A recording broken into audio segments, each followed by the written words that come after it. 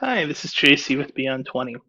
Today we're going to take a look at how to add ad hoc emails to modules that don't necessarily have it on right away. And so what I mean by this is if we look at an incident here and we click the ellipsis, we see this email button right here. Now, if I switch over to a problem, for instance, I'll open up a random one.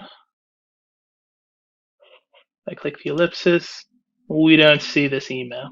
So if I wanted to add an ad hoc emails, for instance, to my problem, this is what I would do to go about it.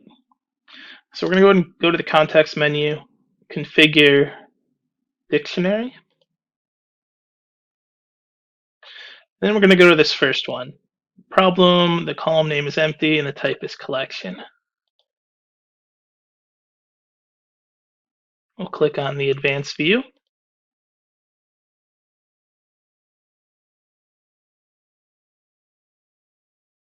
And here we can add attributes. So the attribute that we want to add, and these are comma separated. It's just going to be email underscore client equals true.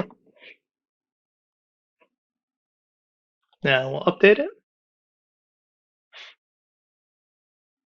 And we'll go back to that problem.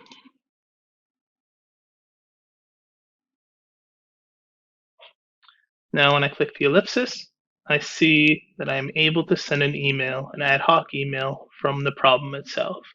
So that's how you go about adding your ad hoc emails to modules that don't have it on by default. And that's all I've got for today. Thanks and have a great day.